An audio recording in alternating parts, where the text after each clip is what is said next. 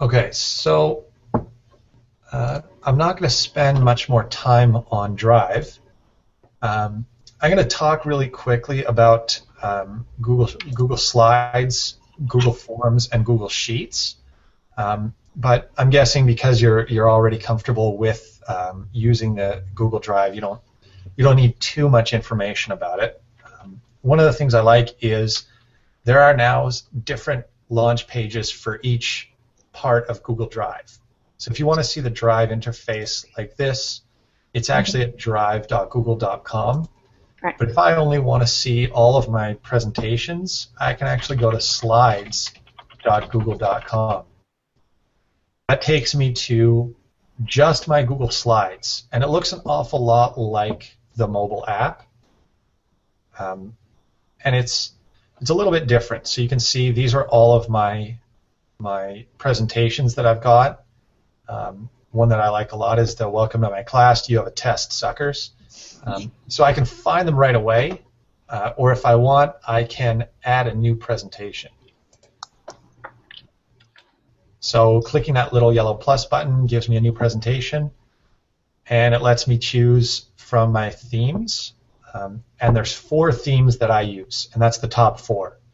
Those top 4 themes look really good on a projector in a room with blinds that don't work, which is a lot of the classrooms I've worked in have a projector and they have blinds that are not particularly effective at keeping the sun out.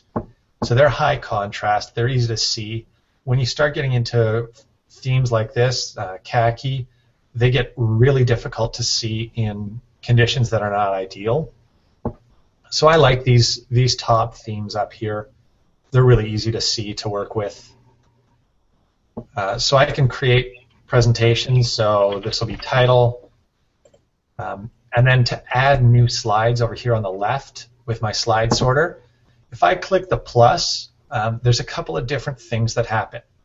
If it's the first slide that I'm adding, so my default presentation has one title slide, if I click this plus, it's going to open up a slide with a title and a body. And that's the default behavior for the first time you ever add a slide. Every time after that you add a slide, it's going to duplicate the same layout as the one above it. So if I click plus here, it's going to add a new slide with a title and a body. There's different layouts I can use. If I click this little drop-down triangle, I've got these different layouts to choose from.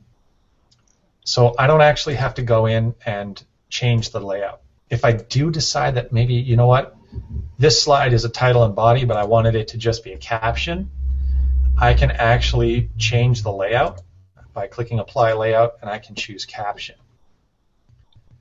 Now, just like in Docs, you can click on Tools, and there's a Research tool. And I really like this because it lets me find images I can use right away. It's powerful, and it's easy to get stuff put into a slide very quickly. And then when I want to share this presentation with people, this is where it differs from Google Docs.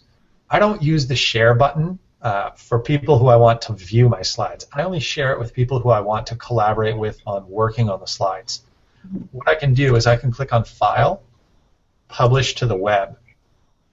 And what that does is it creates a version of this presentation where all you can see are the slides.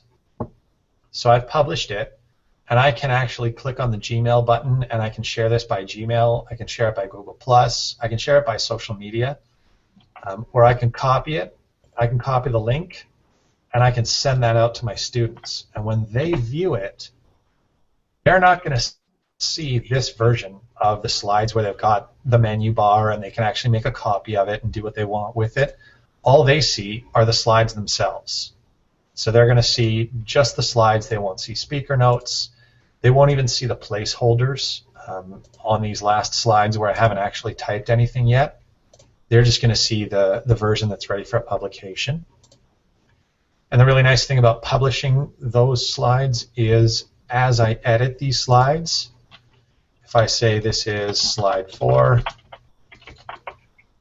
not slide 5, slide 4, the next time I open those slides as the published version, those changes are actually going to appear live without any work for republishing, without having to go in and update my website or anything like that.